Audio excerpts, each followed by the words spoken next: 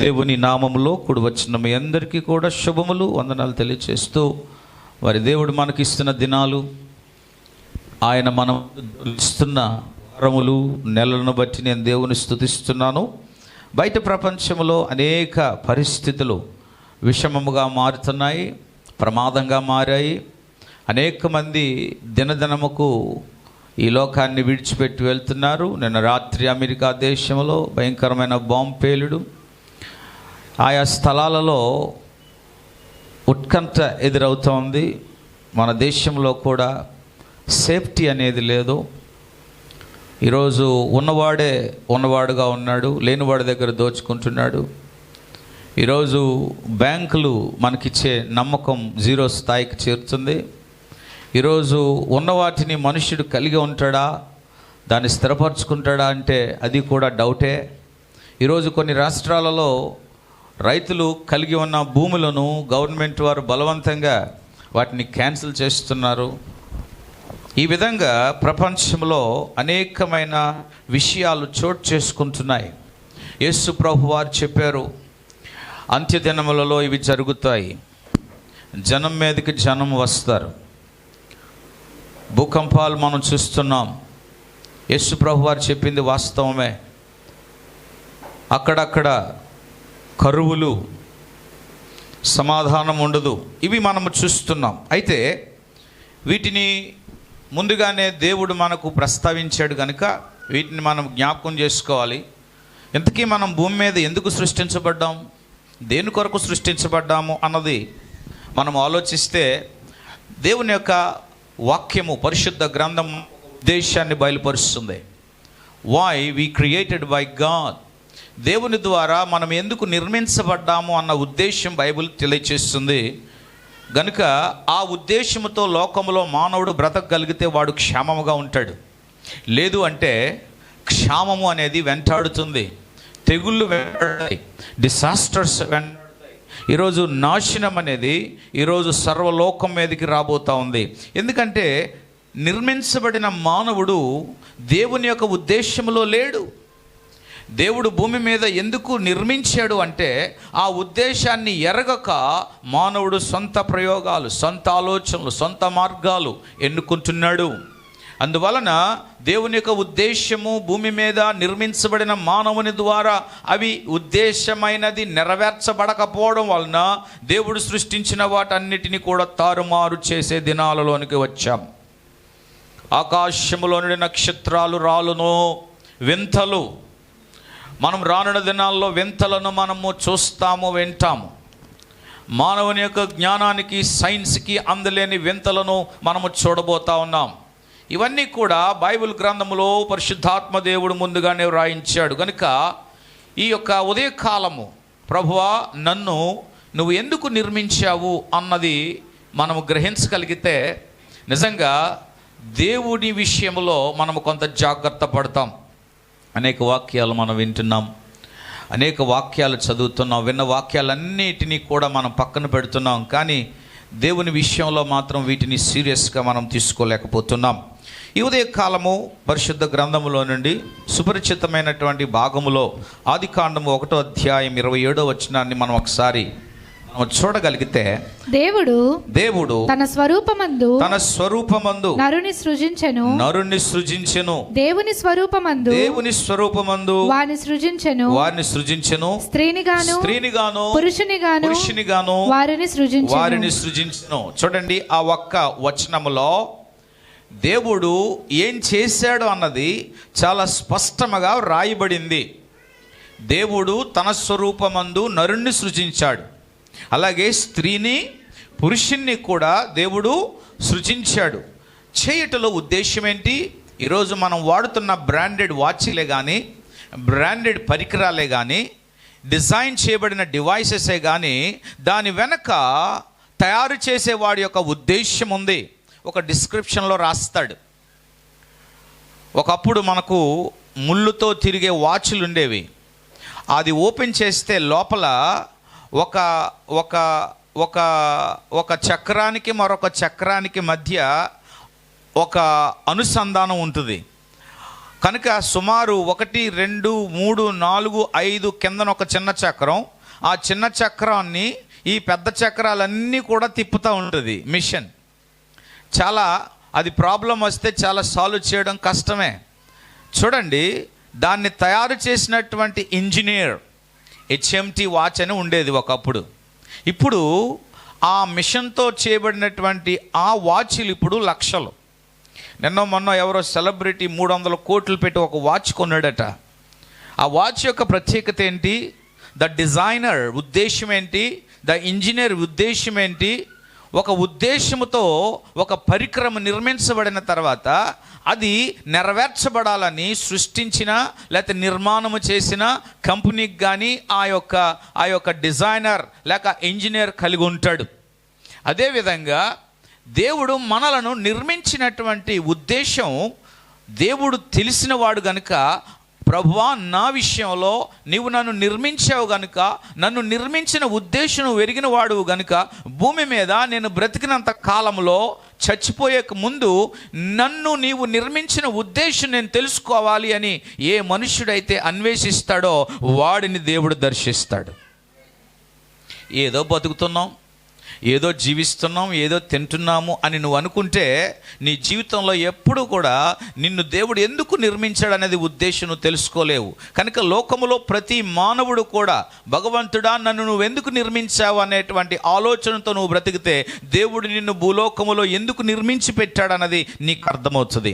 లోకములో ఏ ప్రమాణాలు కానీ గ్రంథాలు కానీ నువ్వు ఎందుకు నిర్మించబడ్డావు అన్న ఆన్సర్ అయితే లేదు, కానీ పరిశుద్ధ గ్రంథం మాత్రము నీవు నిర్మించబడిన ఉద్దేశాన్ని తెలియచేస్తుంది. అమ్మ నన్ను ఎందుకు కన్నావు అంటే అమ్మ ఏం చెప్తుంది? తండ్రి నన్ను కన్నావు అంటే తండ్రి ఏం చెప్తాడు? ఈరోజు మనల్ని నిర్మించిన సృష్టికర్త అయిన తండ్రిని అడిగితే ఆయన చెప్తాడు ఎందుకు మనము నిర్మించబడ్డాం. ఈ ఉదయకాలము మనం ఎందుకు నిర్మించబడ్డామో ఆయన పోలికలలో, మనుషుల పోలికలలో కాదాం. తండ్రి ఉన్నా తల్లి ఉన్నా తల్లి పోలిక లేదు, తండ్రి పోలిక లేదు. మార్పులు అనేది కనబడతా ఉంటాయి.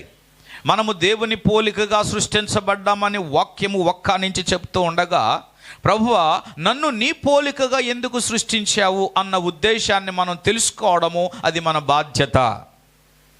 శాస్త్రజ్ఞులే కానీ సైంటిస్టులే కానీ ఈరోజు లోకములో సకల విద్యను నేర్చుకున్న వారు ఏదైనా వారు బుర్రలోకి వచ్చినప్పుడు దాన్ని అన్వేషిస్తూ పరిశోధిస్తూ తెలుసుకుంటూ ఆఖరికి ఒక ముగింపుకు వస్తారు.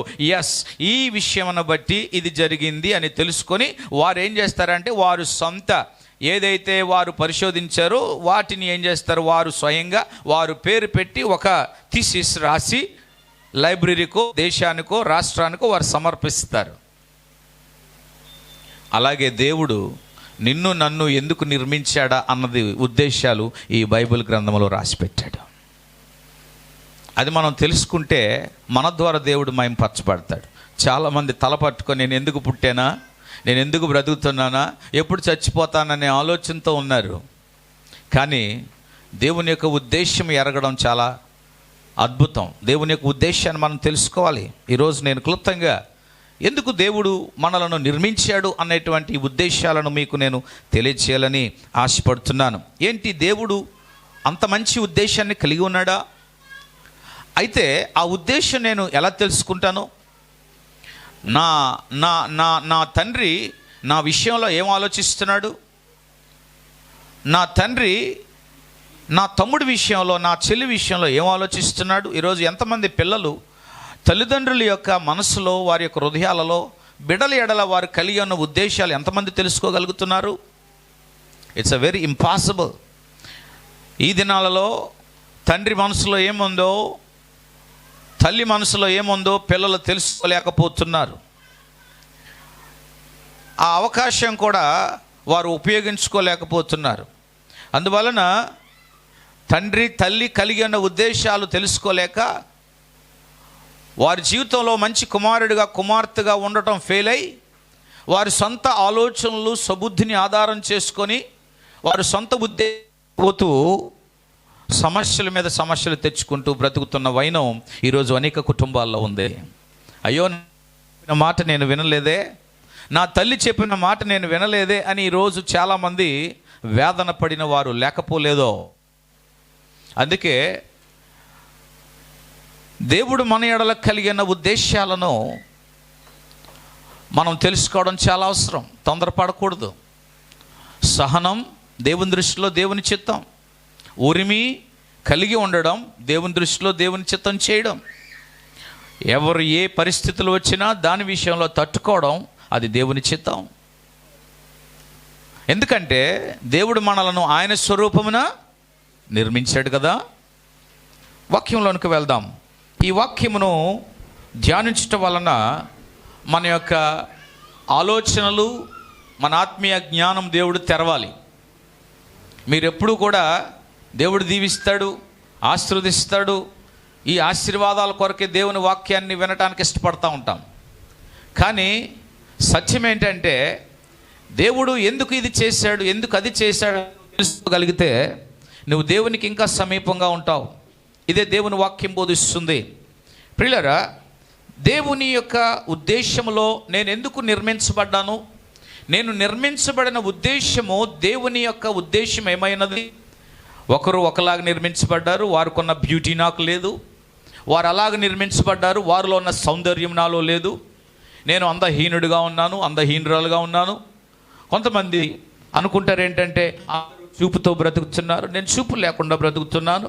మరికొందరు ఏమనుకుంటారంటే అందరూ కాళ్ళు చేతులు కలిగి ఉన్నారు, నేను కాళ్ళు చేతులు లేకుండా ఉన్నాను.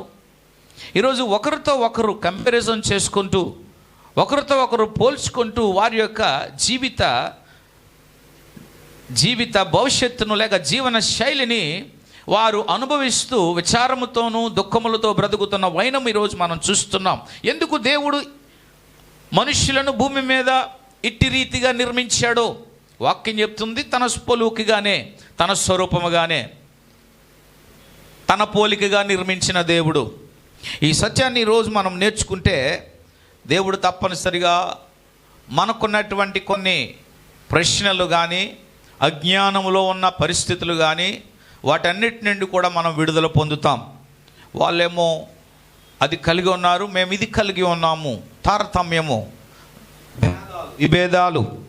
ఈరోజు వారు ఎక్కువ, మేము తక్కువ అనే ఆలోచనలో ఈరోజు మనుషులు ఎక్కువైపోతూ ఉంది. విద్యలో ఉన్న ఉనికి పెరుగుతున్న కొలది మనుషులలో భేదాలు పెరుగుతూ ఉన్నాయి. విద్యలో సారవంతమైన జ్ఞానాన్ని నేర్చుకున్న కొలది ఒక మనిషికి మరొక మనిషికి దూరం పెరుగుతుంది. దేవుడు సృష్టించినటువంటి ఈ సృష్టిలో మనము చేయబడినటువంటి నిర్మాణంలో దేవుని ఉద్దేశం మొట్టమొదటిగా నేను మీకు చెప్పాలని ఆశపడుతున్నాను. మత్తయి హెబ్రీయులకు రాసిన పత్రిక 10వ అధ్యాయము 5 నుంచి 7 వచనాలు మనం చూద్దాం. హెబ్రీయులకు రాసిన పత్రిక 10వ అధ్యాయము 5 నుంచి 7 వచనాలు. కాబట్టి ఆయన ఈ లోకమందు ప్రవేశించినప్పుడు ఇలాగు చెప్పుచున్నాడు, బలియు అర్పణయు నీవు కోరలేదు గాని నాకొక శరీరమును అమర్చితివి, పూర్ణ హోమములను పాప పరిహారార్థ బలులను నీకిష్టమైనవి కావు. అప్పుడు నేను గ్రంథపు చుట్టలో నన్ను గూర్చి వ్రాయబడిన ప్రకారము దేవా నీ చిత్తము నెరవేర్చుటకు ఇదిగో నేను వచ్చి ఉన్నానంటే. ఈ వాక్యములో ఉన్న సారాంశం ఏంటంటే, మనము నిర్మించబడినటువంటి ఉద్దేశం ఏంటంటే, మనము దేవుని చిత్తము జరిగించుటకు మనము నిర్మించబడ్డాం. అందుకే యేసు ప్రభువారు ఈ లోకానికి వచ్చాడు. ఏ లోకానికి? ఈ లోకానికి వచ్చాడు. ఆయన ఎలా వచ్చాడు? వాక్యం చెప్తుంది. ఆదికాండం 1వ అధ్యాయం 27వ వచనం చదివాం కనుక, మనుష్యుడు, నరుడు, స్త్రీ, పురుషులు ఆయన పోలికగా సృష్టించబడ్డారు కనుక దేవుడు ఆ మాటను రాశాడు కనుక, తండ్రి అయిన దేవుడు కుమారునిగా వచ్చినప్పుడు కూడా మనుష్యుని పోలికగా వచ్చాడు. దేవునికి మహిమ కలుగును గాక. ఆయన వేరే పోలికకు వస్తే ఈ మాట అబద్ధమే కదా. అందువలన మనుష్యుడు దేవుని స్వరూపము పోలిక సృష్టించబడ్డాడు కనుక ఆయన మళ్ళా భూలోకానికి వచ్చినప్పుడు కూడా మానవ రూపంలోనికి వచ్చాడు. ఇంతకీ ఆయన లోకానికి వచ్చింది ఎందుకంటే ఆయన స్వరూపమున నిర్మించబడినటువంటి మానవుడు ఏమై ఉండాలి అన్నది ఉద్దేశం ఏంటో ప్రభువారు మనకు వెల్లడిపరిచారు. ఏంటంటే ఆయన లోకానికి వచ్చి దేవుని చిత్తమును చేశాడు. దేవుని స్తోత్రం. ఇప్పుడు మనం ఎందుకు నిర్మించబడ్డాము? నిర్మించబడ్డ ఉద్దేశం ఏంటి? ఎవరి చిత్తం చేయటానికి? దేవుని చిత్తము చేయటానికి మనం నిర్మించబడ్డాం. అంతేగాని మన సొంత ఆలోచనల ప్రకారంగా నడవటానికి మనం నిర్మించబడలేదు. ఈరోజు most of the people are failing in their life to fulfil the God's will. దేవుని చిత్తమును నెరవేర్చుటకు ఈరోజు ఎంతోమంది విఫలమవుతున్నారు. అందువలన ఈరోజు అనేకమైన బంధకములు, అనేకమైన రోగములు, అనేకమైన చింతలకు పట్టబడుతున్నారు. ప్రభువా లేదు, కానీ నేను ఒరిమి కలిగి ఉండాలి. నేను కలిగి లేను, అయినప్పటికీ నేను సహనముతో ఉండాలి. దేవుని చిత్తమును చేయుటకు ప్రియులారా ఈ లోకములో మనము నిర్మించబడ్డాం. ఎందుకంటే దేవుడు మనకి శరీరం ఇచ్చింది ఆయన చిత్తమును నెరవేర్చుటకు. దేవునికి స్తోత్రం కలుగును గాక. రోమాపత్రిక 12వ అధ్యాయములో మనం చూస్తే, మీ శరీరము ఆయనకు సజీవ యాగముగా ఏం చేయాలి? సజీవ యాగముగా సమర్పించుకోవాలి. కాబట్టి సహోదరులారా పరిశుద్ధమును దేవునికి అనుకూలమైనదిగా సజీవ యాగముగా మీ శరీరములను ఆయనకు సమర్పించుకొనుడని దేవుని వాత్సల్యమును బట్టి మిమ్మును బ్రతిమలాడుకొనుచున్నాను. ఇట్టి సేవ మీకు యుక్తమైనది. అందరూ కూడా మీ శరీరం మీద చేసుకోండి. మీ నెత్తి మీద, మీ భుజం మీద, మీ హార్ట్ మీద. ఈ శరీరం ఎవరిది? ఈ శరీరం ఎవరికి సమర్పించాలి? దేవునికి సమర్పించాలి.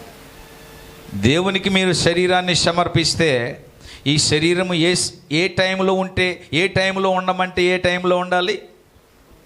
ఈ శరీరములో ఎవరున్నారు? దేవుని ఆత్మ లేదా?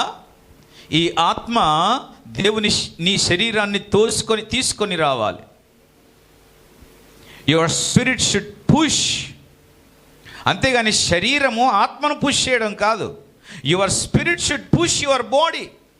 నీ ఆత్మ నీ దేహాన్ని తొందర పెట్టాలి. అంతేగాని నీ శరీరం ఆత్మను తొందర పెట్టడం కాదు. నీ శరీరం నీ ఆత్మను తొందర పెట్టడం వలన ఆలస్యం అవుతున్నాం. పొందుకోవడం ఆలస్యం, అనుభవించడం ఆలస్యం. దేవుడిచ్చేటువంటి ఆ వాగ్దానాలను మనము నెరవేర్పులోనికి వెళ్ళడం ఆలస్యం. ఎందుకు అంటే శరీరము దేవునికి సమర్పించకపోవడం వలన. అందుకే పౌలు అంటాడు, ఏమంటాడు? మిమ్మల్ని నేను ఏమని? అందుకే నేను అన్నాను ఇందాక, మీ శరీరములు ఎవరికి సమర్పించటానికై బ్రతిమలాడుతున్నాను అంటున్నాడు. మీ శరీరాలు దేవునికి సమర్పిస్తే అది సజీవ యాగముగా. ఓకే, ఒక మాట చెప్తాను. సజీవ యాగము అంటే నేను దేవుని కొరకు ఈ కార్యం చేయాలి, ఆరాధించాలి, ప్రార్థించాలి, అందరికంటే ముందుగా నేను వెళ్ళాలి అనేటువంటి ఈ ప్రేరణే లైవ్, సజీవమైనది. ఒకవేళ ఈ ప్రేరణ నీలో చచ్చిపోయిందంటే అది సజీవమైనది కాదు. క్యాండిల్ ఒత్తు లేకుండా వెలుగుతుందా? క్యాండిలే, కానీ వెలిగిద్దాం అన్నటప్పటికి ఏమి లేదు. ఒత్తు లేకుండా వెలగలేని candle, it can be a candle but it cannot be lighten. అది వెలిగించబడదు. ఈరోజు చాలామంది తమ శరీరములను నలగగొట్టకోకుండా, సమర్పించకుండా నేను దేవునినని, దేవుని బిడ్డనని, క్రైస్తవునని చెప్పుకుంటున్నారు. ఈ మాటలు వింటున్న వారులారా, వీక్షిస్తున్న వారులారా గమనించండి. Jesus Christ is not a Christian, is not a Muslim, is not any other religion. యేసు ప్రభువారు క్రైస్తవుడు కాదో. యేసు ప్రభువారు అందరికీ ప్రభువు. అందరు కూడా మాట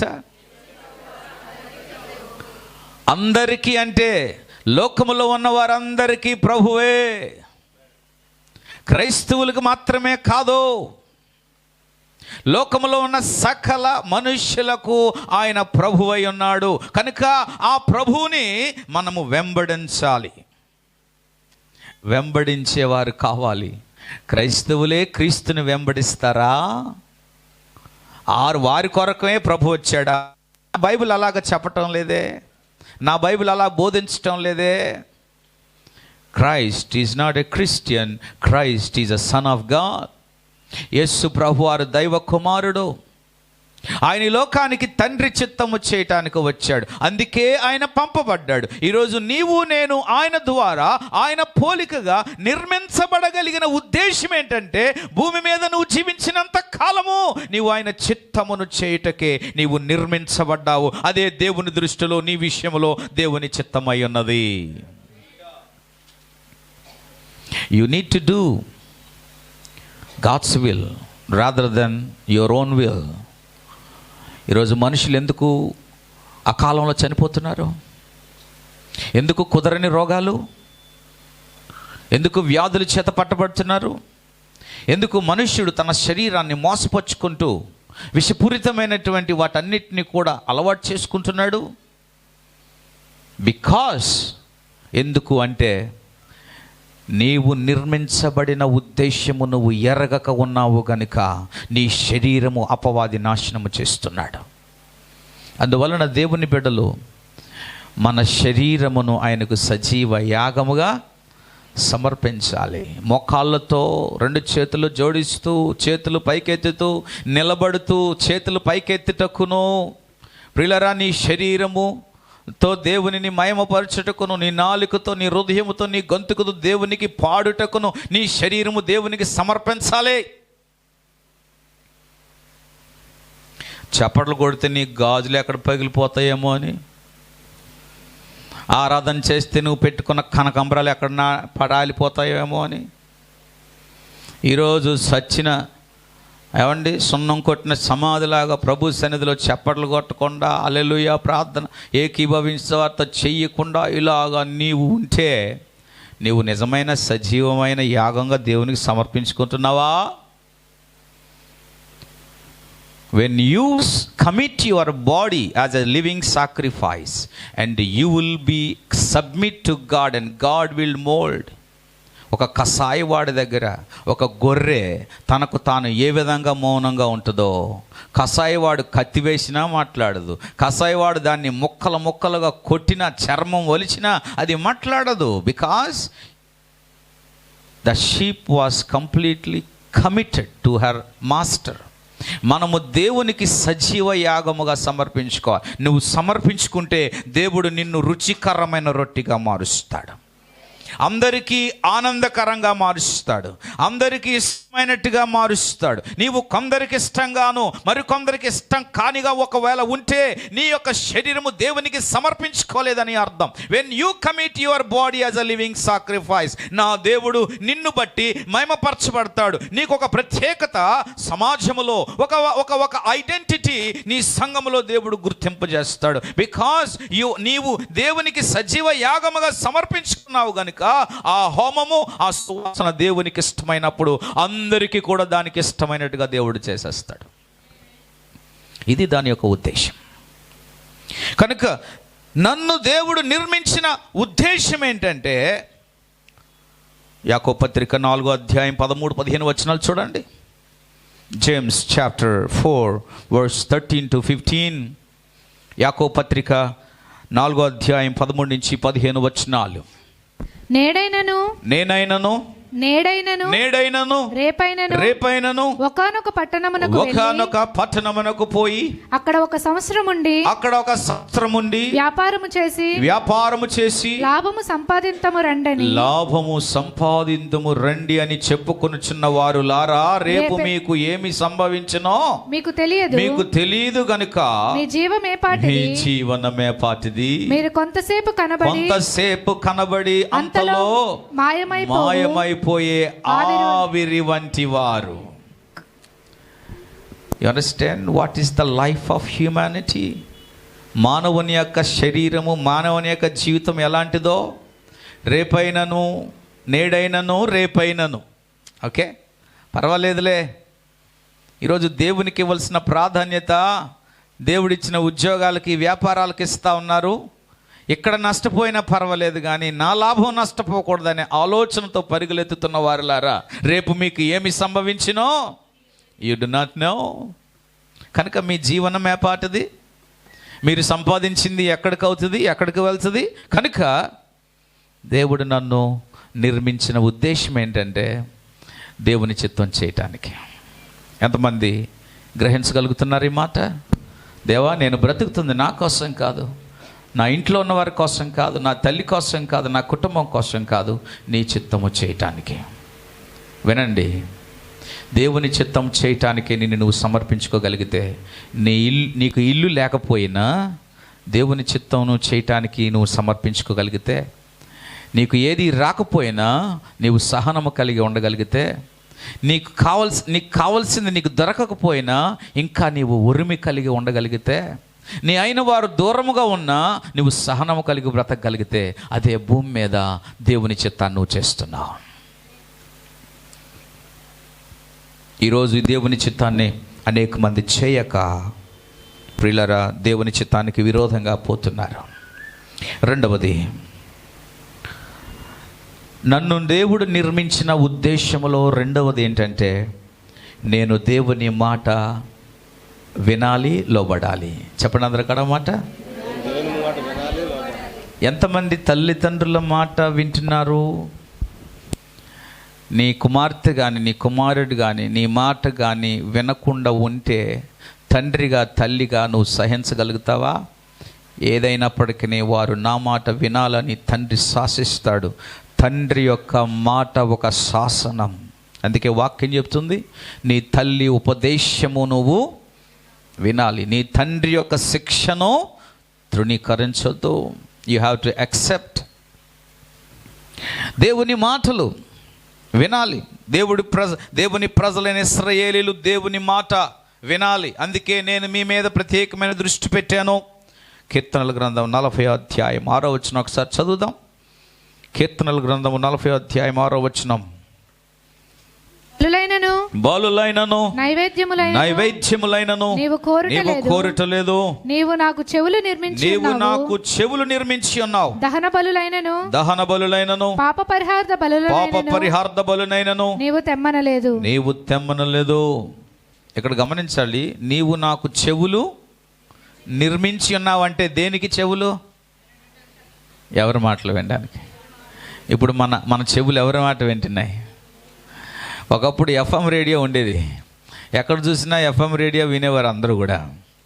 ఇప్పుడు మన చెవులు ఏం వింటున్నాయి? దేన్ని వింటున్నాయి? అందరూ టాలెంటెడ్ అయిపోయారు, అందరూ సెలబ్రిటీస్ అయిపోయారు, అందరూ కూడా అనేక రకమైన వింతలు మాటలు మాట్లాడడం నేర్చుకున్నారు. ఈరోజు అపవాది ప్రతి మనుష్యుని కూడా అట్రాక్ట్ చేస్తూ తన యొక్క ఉనికిని ఎంటర్టైన్మెంట్ ద్వారా ప్రతి ఒక్కరిని కూడా వాడి స్వాధీనంలో తీసుకుంటున్నాడు. ఈరోజు ఆ విషయాన్ని చాలామంది గ్రహించలేక వారికి దేవుడిచ్చిన సమయము, వారికి దేవుడిచ్చిన జ్ఞానాన్ని అపవాది ఈ విధంగా ఒక సంచికి కన్నం పెట్టినట్లుగా వారి జీవితంలో ఉన్న సమయాన్ని, వృధాని, ఎఫర్ట్ని అంతటినీ కూడా వాడు లీక్ చేస్తున్నాడు.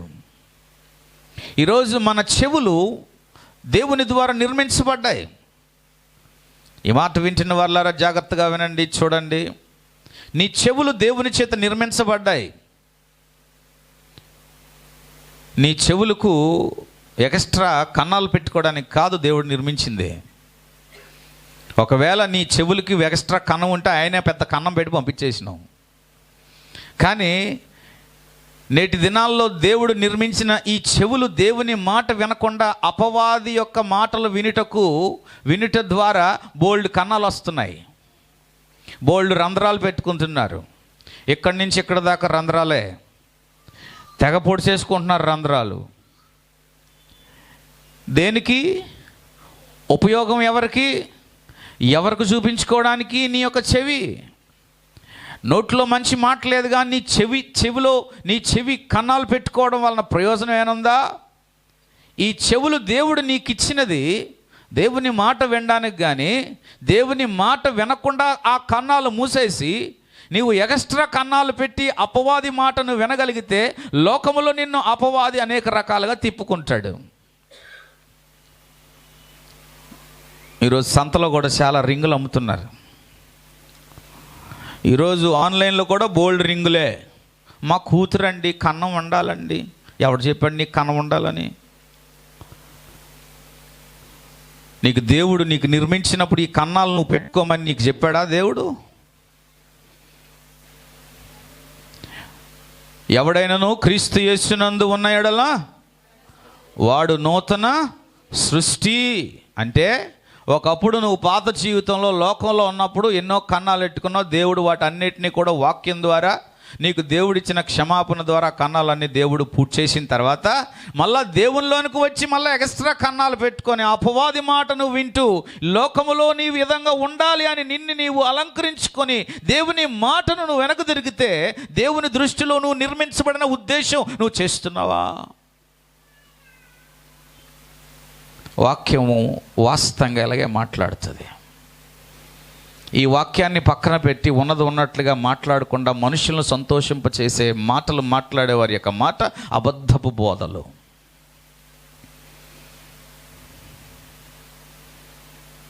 ఎవరు నిర్మించారు ఈ చెవులు? ఎవరి మాట వినడానికి? ఈరోజు చాలామంది దేవుని మాట ఎందుకు అనట్లేదు? ఇక్కడ వైభవ్ జ్యువెలర్స్ ఉంది కనుక దేవుని మాట వినరు. నీ చెవుల కంటే నా చెవులయే ఎక్కువ ఖరీదు. నేను మొన్నే సంతలో కొన్నాను, ఇది చూడండి 3 రోజులు మోజు అయిపోయిన తర్వాత మళ్ళీ తీసి మళ్ళీ ఇంకోటి తగిలిస్తారన్నమాట. మార్పులు చేర్పులు జరుగుతూ ఉంటాయి ఈ చెవులకి, కానీ దేవుని మాట మాత్రం వినరు. నువ్వెవరి మాట వింటున్నావు? నువ్వు దేవుని మాట వినకపోతే నీ చెవులకు అపవాది కన్నాలు పెడతానే ఉంటాడు. నీ భవిష్యత్ అంతా కూడా కన్నాలే. ఎందుకంటే మాట వినిన వాడట అభివృద్ధి పరచబడతాడు. ఎన్ని కన్నాలు పెట్టించుకోవడం వలన దానివలన లాభం లేదు. కానీ దేవుడు నీకు నిర్మించిన ఈ చెవుల ద్వారా దేవుని మాట వినాలి. ఎందుకు దేవుడు నన్ను నిర్మించాడో? మానవుడు దేవుని స్వరమును వినాలి, అపవాది స్వరం కాదు. దేవుని స్వరాన్ని వినాలి. దేవుడు చెవులు పెట్టాడా? చక్కటి చెవులు. ఒకరికి మంచి చెవులు, ఒకరికి మంచి చక్కటి, ఒక్కొక్కరి చెవులు ఒక్కొక్కలాగా ఉంటాయి. అవునా కదా? ఒకరి చెవులు పెద్దవి ఉంటాయి కానీ చెవుడు, ఒకరి చెవులు అందంగా ఉంటాయి, మంచి మాటలు లోపలికి పోవు. పెళ్ళైన కొత్తలో భార్యను పిలకపోయినా పిలిచారా అండి అంటది. లేదు నేను పిల్లలేదంట. 3-4 సంవత్సరాలు పోయిన తర్వాత అమ్మా లేకపోతే ఏదో పేరెట్టి పిలిస్తే వినపడదే, అలాగే పిలుస్తాడులే.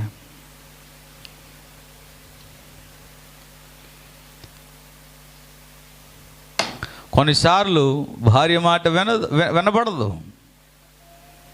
మొదట్లో భార్య మాట ఎంత చక్కగా వినబడుతుంది అన్నమాట. అందరి మాట కంటే ఆవిడ మాట వినబడుతుంది. 5-6 సంవత్సరాలు 10 సంవత్సరాలు పోయిన తర్వాత చెవుడు వచ్చేస్తుంది, వినబడదు. కానీ వీళ్ళు మాట్లాడే మాటలు సరిగ్గా మాట్లాడతారా? వాళ్ళు మాట్లాడుతున్నారంటే ఏదో బిల్లుకి కన్నం వేయడానికే మాట్లాడుతున్నారని వీళ్ళకి చెవులు మూసిపోతూ ఉంటాయి. వీళ్ళకి షాప్ తీసుకెళ్ళి ఒకదాంతో సంతృప్తి పడరే. కొన్నది ఒకటే, మొత్తం హాఫ్ డే షాపింగ్ చేస్తాం. అర్థమైందా?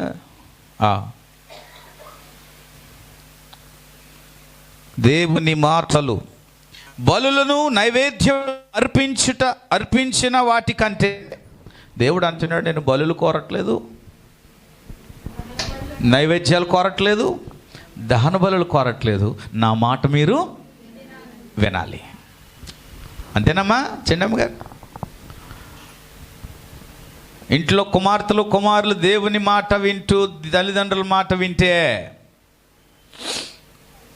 దేవుడు గొప్ప కార్యాలు చేస్తాడు. ఈరోజు స్కూల్లో టీచర్స్ ఎందుకు చేతిలో కర్ర పట్టుకుంటారు? కాలేజీల్లో ఈరోజు ఎందుకు కఠినంగా వారు వ్యవహరిస్తారు?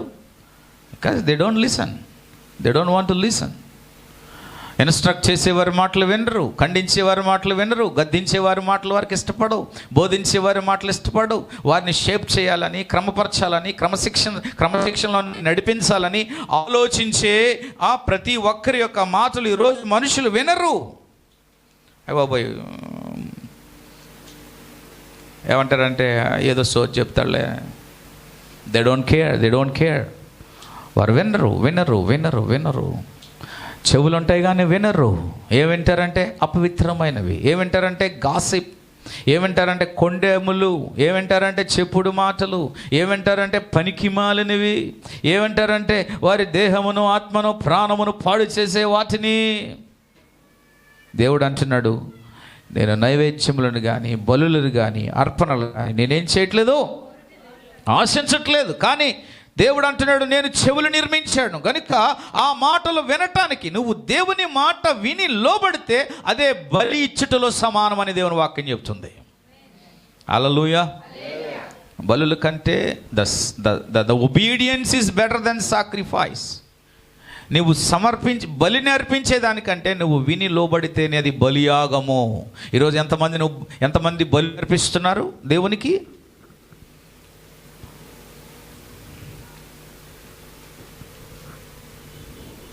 ప్రసంగి 5:1, కీర్తన 122:2, కీర్తన 84:1-2. దయచేసి బైబిల్ కలిగిన వారు చదవండి.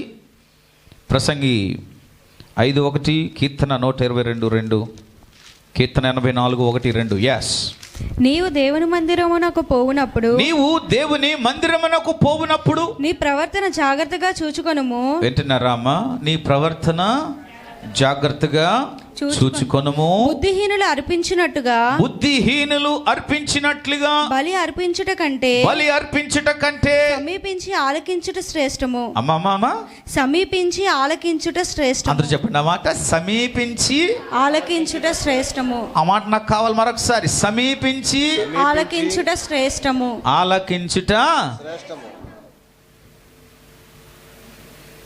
వినబడలేని అందరూ కూడా డివైస్లు అమ్ముతున్నారు, కొనుక్కోండి. వినబడలేని వాళ్ళకి ఏం డివైస్లు? కరెక్ట్గా చెప్పు. హియర్ ప్రాబ్లం ఉన్న వాళ్ళు డివైస్లు 27,000 నుంచి 1,10,000 దాకా ఉన్నాయి ఆ డివైస్లు. ఎక్కడో మాట్లాడిన మాటలు కూడా వినబడతాయి. ఇట్స్ వెరీ సెన్సర్తో తయారు చేసిన డివైస్లో. అది నువ్వు పెట్టుకున్నా ఇంకా నువ్వు దేవుని మాటకు లోబడట్లేదంటే నీ చెవులు ఏమైపోయాయి? అపవాది ఏం చేశాడు? నీ చెవులను, వద్దమ్మా, ఇది కుదరదు, ఇది తగదు, నీకు ఇది మంచిది కాదు, నా మాట విను అన్న వినక లోబడక తన ఇష్టానుసారంగా పోతే సమస్య ఎవరు ఫేస్ చేయాలి? దేవుడు నిన్ను నన్ను నిర్మించడంలో ఉద్దేశం ఏంటంటే మొట్టమొదటిగా దేవుని చిత్తము చేయటానికి, రెండవది దేవుని మాట వినుటకును, ఆయన మాట వినుటకును. ఆమేన్ చెప్దాం గట్టిగా. హల్లెలూయా. ఎవరి మాట? వాక్యం చెబుతుంది, నీవు ఆయన మాట వినుట వలన నీకేం కలుగుతుంది? విశ్వాసం కలుగుతుంది. ఆయన మాట నువ్వు విని లోబడట వలన నువ్వు బ్రతుకుతావు. You will live when you hear and obey his word. ఇదే దేవుని వాక్యం. The purpose of creating you in his image is to do the will of God and hear and obey the word of God. దేవుని యొక్క మాట యథార్థమైనది. ప్రభువా, నేను భూమి మీద, యేసు ప్రభు వారు ఎగ్జాక్ట్లీ ఆయన పోలికగా మానవుని సృజించాడు కనుక దేవుడు తన కుమారుడైన యేసుక్రీస్తును మనుష్యుల పోలికగానే పంపించాడు. ఆయన ఆకారమందు మనుష్యుడిగా కనబడినప్పటికీ ఆయన తన్ను తాను సమర్పించుకున్నాడు, తండ్రి చిత్తాన్ని చేశాడు. తండ్రి మాటే విన్నాడు, ఆయన మాటకు లోబడ్డాడు. దేవునికి మహిమ కలుగునుగాక. హల్లెలూయా చెప్దాం గట్టిగా. హల్లెలూయా, హల్లెలూయా, హల్లెలూయా, హల్లెలూయా, హల్లెలూయా. మూడవది చెప్పి నేను ముగిస్తాను. మూడవది, ఎందుకు దేవుడు నిన్ను నన్ను నిర్మించడంలో ఆయన ఉద్దేశం ఏంటంటే మనము దేవుని వైపే చూడటానికి. నిర్మించుటలో చెవులున్నాయి, నిర్మించుటలో నేత్రాలున్నాయి, నిర్మించుటలో ఆర్గన్స్ ఉన్నాయి, నిర్మించుటలో అన్ని అవయవాలు ఉన్నాయి. ఈ అవయవాలన్నిటి గురించి చెప్పడానికి నాకు టైం లేదు, కానీ ప్రాముఖ్యమైనవి ఏంటంటే ఆయన నిన్ను నన్ను నిర్మించుటలో ఉద్దేశం ఏంటంటే దేవుని వైపు చూచుటకు. చెప్పండి అందరూ మాట. దేవుని ప్రజలు ఎవరి వైపు చూడాలి? గట్టిగా చెప్పాలి. దేవుని ప్రజలు ఎవరి వైపు చూడాలి? దేవుని ప్రజలు ఎవరి వైపు చూడాలి? రక్షించబడిన వారు ఎవరి వైపు చూడాలి? వాగ్దానం పొందిన వారు ఎవరి వైపు చూడాలి? You have to see unto God. ఈరోజు దేవుని బిడ్డలు ఎవరి వైపు చూస్తున్నారో? పేతురు నీటి మీద నడుస్తూ నడుస్తూ నడుస్తూ వెనకకు చూచాడు. అలలు వచ్చేసాయి, తుఫాను, మరొకసారి లైట్నింగ్ వచ్చేసింది. వెంటనే భయపడ్డాడు. He began to sink himself. మునిగిపోవడం సాగాడు. మునిగిపోతున్నాడు. అంతవరకు దేవుని వైపు చూచి నడవగలిగాడు. కానీ ఒక్కసారే తన యొక్క చూపు మారడం వలన మునిగిపోసాగాడు. ఈరోజు చాలామంది దేవుని బిడ్డలు దేవునితో నడిచి, దేవుని వాక్యములో నడిచి, దేవుని చిత్తంలో నడిచి, దేవుడు చెప్పినవి, సేవకులు చెప్పినవి వారు నడిచి దేవుడు దీవించిన తర్వాత, సక్సెస్ అయిన తర్వాత వెనకకు చూచుట వలన ఆత్మీయ జీవితంలోను, ప్రార్థన జీవితంలోను, రాబడుటలోను, ప్రియులారా హాజరవటంలోను, ఏకీభవించటంలోను, సమాధాన పడటంలోను, ఐక్యపరచబడటంలోను మునిగిపోయి ఉన్నారు. You are a Christian. నీవు వెంబడించువాడువే, కానీ మునిగిపోయిన క్రైస్తవ జీవితం. ఆదివారం దేవుని సన్నిధిలో నిన్ను నీవు దేవుని కృతజ్ఞతగా అగుపడలేని వాడవి, నీవు మునిగిపోయి ఉన్నావు. మరలా దేవుడు నిన్ను, మునిగిపోయిన నిన్ను ఏ స్థలంలో నువ్వు మునిగిపోయావో ఆ స్థలంలో నిలబెట్టడానికి పిలుస్తున్నాడు. ప్రభువా నేను మునిగిపోతున్నానయ్యా అని పేతురు చెప్పాడు. దేవుడు ఆఖరి క్షణంలో తన చేయి పట్టుకొని లేపి ఎక్కడ మునిగిపోయాడో అక్కడే దేవుడు నిలబెట్టాడు. కనుక మన చూపు ఎవరి మీద ఉండాలి? చెప్పాలి, ఎవరి మీద ఉండాలి? అది నాకు ఎక్స్ట్రా డబ్బులు వస్తున్నాయని చెప్తే నీ చూపు దేవుని యొద్ద నుండి మళ్ళీపోతుంది కదా. నీ దృష్టి దేవుని మీద ఉండాలి. లోతు కుటుంబంతో దేవుడు చెప్పాడు, మీరు వెనుకకు చూడొద్దు, ముందుకే చూడండి. Go forward. చూడొద్దు వెనకకు. ఈరోజు దేవుని ప్రజలు వెనకకు చూచి వారి జీవితాలు నిర్వీర్యం చేసుకుంటున్నారు. లోతు భార్య వెనకకు చూచి ఏమైపోయింది? వాక్యం చెప్తుంది, ఆమె నిస్సారమైన ఉప్పు స్తంభముగా మారిపోయింది. ఒకప్పుడు బైబిల్ చదివేవారు, ఒకప్పుడు దేవుని సన్నిధికి వెళ్ళేవారు, ఒకప్పుడు ఆరాధించేవారు, ఒకప్పుడు అందరితో కలిసి దేవుణ్ణి మహిమపరిచే జీవితం ఈరోజు సారము లేని జీవితంగా మారిపోయింది. అలాంటిది శాపగ్రస్తమైనది. దేవుడు ఎందుకు మనల్ని నిర్మించాడో, ఎందుకు దేవుడు నిర్మించాడో పిల్లలారా, యవనస్తులారా గమనించండి. నీ తండ్రి నిన్ను, నీ తల్లి నిన్ను కన్నది వాస్తవమే, కానీ వారిని కన్న తండ్రి పరలోకమందు ఉన్నాడు. వారికి నీకు పరలోకపు తండ్రియే సృష్టికర్త. ప్రభువా నా తల్లి నన్ను కన్నదేమో కానీ నీవు నన్ను నిర్మించావు, నా తల్లి గర్భములో పిండముగా రూపింపచేసింది నీవే ప్రభువా. అందువలన నేను ఈ లోకంలోనికి వచ్చింది నా ఎడలను ఒక ఉద్దేశాన్ని కలిగి ఉన్నావు. కనుక నేను నీ ఉద్దేశ ప్రకారంగా జీవించటానికై నేను సమర్పించుకోవడానికి, నన్ను సమర్పించుకోవడానికి నన్ను సిద్ధింపచేయి ప్రభువా. ఎవరైతే భూమి మీద దేవుని యొక్క నిర్మించడంలో ఉద్దేశాలు కలిగి ఉంటారో ఆ ఉద్దేశాలను ప్రియులారా కలిగి ఉంటూ, నేర్చుకుంటూ, ఆయన చిత్తానుసారంగా బ్రతుకుతూ, ఆయన మాటకు లోబడి ఆయన వైపు ఎంతమంది అయితే చూస్తారో వారిని దేవుడు భూమి మీద తలగా చేస్తాడు. ఆమేన్. వాగ్దానాలు బైబిల్లో దాచుకోవడం కాదు, ఆ వాగ్దానాలు నెరవేర్చబడడానికి నువ్వు దేవుని వైపు చూడాలి. వాగ్దానం వైపు చూసుకోవడం కాదు, అదేదో జాతకం కాదు. దేవుని యొక్క మాట సజీవమైన మాట. He has given you a promise more than 100 rupees note. 100 రూపాయలు నోటు కంటే దేవుని వాగ్దానం చాలా విలువైనది. అది నెరవేర్చబడినంత వరకు నువ్వు దేవుని వైపే చూడాలి. హల్లెలూయా, హల్లెలూయా, హల్లెలూయా. ఇందాక పిల్లలు పాడారు, ఏదైనా చేయగలవు చూచిన వారికే. ఏదైనా దేవుడు చేయగలడు, ఆయన మాట విన్నవారికే. ఏదైనా నా దేవుడు కార్యము చేయగలడు, ఆయన చిత్తము చేయువారికి. నీ సొంత చిత్తం చేయడానికి కాదు, నీ సొంత ఆలోచన చేయడానికి కాదు. ప్రియులారా, ఈ సమయంలో దేవుని యొక్క వాక్యములో మనం నేర్చుకుంటున్నాం. ఎందుకంటే ఆయన వైపు నువ్వు చూస్తే నీకు సహాయం చేస్తాడు. ఆయన వైపు నువ్వు చూస్తే యేసులోనైనా దేవుడు నిన్ను నిలబెడతాడు. ఎందుకంటే ఆయన సహాయము చేయువాడు. ఎందుకు మనం నిర్మించబడ్డాం? ఆయన ఉద్దేశంలో. Is a helper. పేతురును లేపాడు, నిలబడ్డాడు. వెనకకు చూచే జీవితం కాదండి, ముందుకు చూడాలి. ప్రభు వైపు చూడాలి, ప్రభు వైపు చూడాలి, ప్రభు వైపు చూడాలి. లోకములో ఉన్న వాటి కొరకు కాదు. ఈరోజు దేవుని రాకడలో బ్రతుకుతున్న వైనం మనం ఉంది. ప్రభు యొక్క రాకడలో బ్రతుకుతున్నాం ప్రియులారా. కనుక పరిస్థితులను చూడొద్దు, నిన్ను విశ్వాసాన్ని పాడు చేసే వాటిని చూడొద్దు. నీవు చూడవలసింది నిన్ను రక్షించిన ప్రభువు నేను చూడాలి. అంతము వరకు నువ్వు చూడాలి. గహాజీ యొక్క కన్నులు నయమాను తీసుకొచ్చినటువంటి అర్పణల మీద ఆకర్షించబడ్డాడు. ఈ అర్పణలు గొప్పవే. నేను ఎలీషా దగ్గర ఇబ్బంది పడుతున్నాను, కరువు పడుతున్నాను, తినడానికి లేదు, వస్త్రాలు లేవు, ఏమీ లేవు. ఈ ఎలీషాతో ఉంటే నాకు ఎల్లప్పుడూ కూడా బాధగానే ఉంది, ఏది నాకు దొరకట్లేదు.